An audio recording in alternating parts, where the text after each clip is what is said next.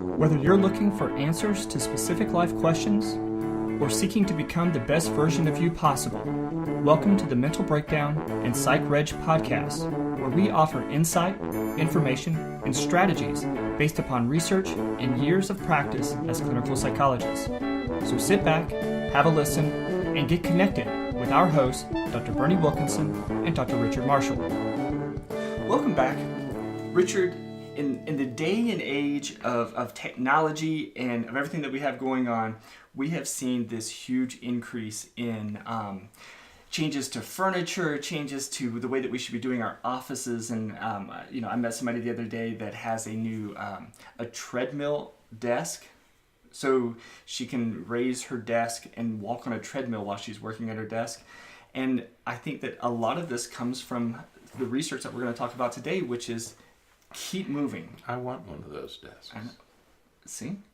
That's why I mentioned it. You know what I'd like to have? That's why I didn't tell you about it before we started, and I thought I would surprise you with it. Did you get me one? No. I would like to have one of those desks that... yeah, so you can stand? So you can stand. Yeah. My sister has one, and I'd like to have one of those. That would be good. Good for anybody. You're not supposed to sit for long. Our bodies were not meant to be sedentary. Right. Our bodies were meant to move. Right. And all this sitting is not good for us. Mm-hmm. Yeah. So we're talking about an article from a few years ago, actually, but it's called Keep Fidgeting. Movement helps improve focus in kids with ADHD. Right. But I think what's important here is we're going to talk about the fact that it's really helpful for all of us. Right. Yeah.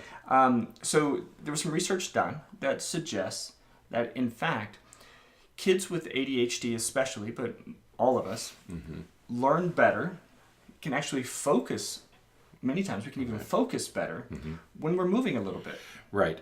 This is a follow-up to a piece that was done a few years before this, where researchers learned that children need to move. Right. Children with ADHD, and especially ADHD. We have to distinguish between the two. Children with ADHD have to move in order to learn. And it reminds me, we have a colleague, pediatrician in town, Dr. Bob Bennett. And we were on a panel with him years and years ago. Oh, yeah, that was a while. And he mentioned at that time that he said, when you think of a child with ADHD, and this is one of the contradictions of this diagnosis, when you think of a child with ADHD, think of a long-distance truck driver who gets drowsy over time. What do? They move. They start to sing, they chew gum, they get out and walk around. They have to re-arouse themselves. Right. And you have to be aroused in order to learn. If you're drowsy, and that happens to all of us, if you're drowsy, you're not learning. And Dr. Ennett said at the time, and I was struck by it because it's contradictory, is that these kids with ADHD may be under-aroused, and to arouse themselves, they move around. Right. And they have to be sufficiently aroused in order to learn. Right. And there's some research that supports that. Some research to suggest that there's some decreased activity in certain regions of the brain in kids with ADHD. And they need that arousal to be able to function. That's right, because that arousal comes out of the brainstem. Right. The what we call wakefulness or consciousness. There are structures in the lower parts of the brain that provide our brain with sort of energy, arousal, that then allows you to pay attention. Right. So you need arousal in order to pay attention. You need attention in order to learn. So there is some truth to this. So if you have a child with ADHD, they may have to move. Right. Tapping on the desk, which irritates everybody. Right. It distracts some other students, and it leads parents to the false conclusion that my child is distracting himself and not paying attention because he's moving. And it leads to those words like disruptive. Right. Well, he's being disruptive, yes, but he's not a disruptive kid. He's moving, he's tapping, he's keeping himself stimulated.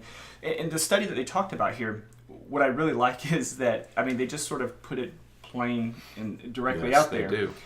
Kids who moved, they took these kids with ADHD and they allowed some of them to move, and they kind of measured different. Basically, kids who moved more got more questions right. That's right. That's the bottom line. They got more questions correct when they moved than they did if they had to sit still. That's right. And this study was done. Actually, the study was done not far from here, right, at the University of Central Florida. Yeah. And if Dr. Rapport, I think would say his name, Mark Rapport, if you'd like to come on and do an interview, that'd be great. This is an invitation. Yeah. We'd love to talk to you about this study Yeah. and about these findings. So we may reach out to you and bring you on the program because we'd like to know more about this study. At the beginning of the podcast, we said if a child has ADHD, right, the challenge for schools, for the challenge for teachers, is that if a child who does not have ADHD starts fidgeting and moving around, then it may be a distraction, and it may result in less learning. Right. Okay. And frequently teachers will not know who has ADHD and who doesn't have ADHD. So there's a bit of a challenge there that we're going to have to discuss, and I'd love to talk to Dr. Rapport about that. Yeah, but some of these findings will make sense. Certainly if the kid with ADHD is working really hard to stay still, to stay seated, if we just think about it again very basically, there's a part of the brain that's having to be used to keep contained, to keep the behaviors under control. That means that part of the brain is not available for learning. And so, if we just think about it as elementary as that, then it makes sense that allowing some of that free flow is going to be beneficial for their learning. And you're right. Those who don't have ADHD, we have to be cautious that some movement isn't distracting or removing them from the learning process. But we know, for example, that taking movement breaks is beneficial for kids. So all kids. So if you're working and you say, okay, let's take 5 minutes and everybody stand up and let's just stretch, and you just build that into your learning, students are going to do much, much better. It's just plain. And we say get the blood flowing, replace and reoxygenate your blood, and that would be good for you. We all have friends who, when we're sitting there talking to them, one of their legs is bouncing, or they're tapping their foot, or something's moving. That's how you keep yourself aroused. Okay, so that's why we sit in the back of the room when we go to conferences and stuff. We have to sit in the back of the room because we have to stand up and we have to. I would never sit in the front when we teach. You ever sit when you teach? No. We're moving constantly. Okay. So we are allowed to move. And I feel sorry. I tell my students every semester, I feel sorry that they have to sit. I get to move around. And I said, so if you guys get the heebie-jeebies and you feel that you need to move around, it's perfectly okay. I understand. And they appreciate that opportunity. Yeah. No, you got to move. Yeah. So let them move. Let them move. Let them move. When your kid's doing homework, if they want to stand up and do their homework, let them stand up and do their homework. If they want to move around while they're writing their paper, let them move around while they're doing their work. That's fine. If you have a young adult with ADHD, they will not sit and talk to you. Right. They'll walk around and talk to you, but they will not sit. They cannot sit and sustain a conversation. As long as you're in a space where they can move around, they'll talk for as long as you want to talk. Or if you're outside and they can move around, that's okay.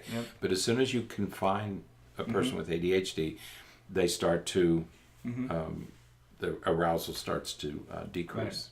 Yeah, that's why we play cards or do something. If you we have have to to do something. You got to do something. So. I mean, you and I are not good at a long dinner party where we have to sit in one place. Whoa. We get antsy. Whoa. No, it's very difficult. I'll just go to sleep. Eventually I'll go narcolepsy, and I'll just because if I can't move around, because we're sleep deprived anyway.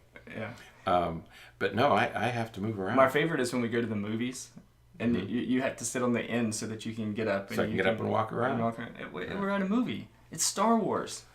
That should be stimulating enough. Sometimes it is. All right. Anything else for this? No. The new Star Wars is going to be great, by the way. All right. Am I going? Yeah, of course you're going. I don't have tickets yet. It's not until December. Okay.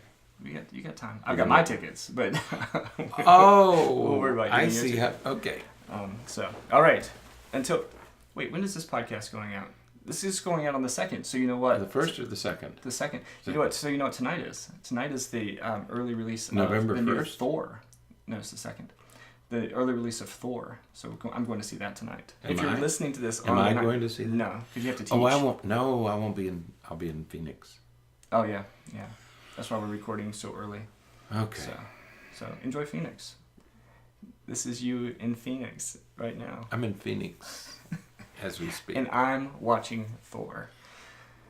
Thor fight against the Incredible Hulk. All right. Until next time, stay happy, stay healthy, and forget to be afraid.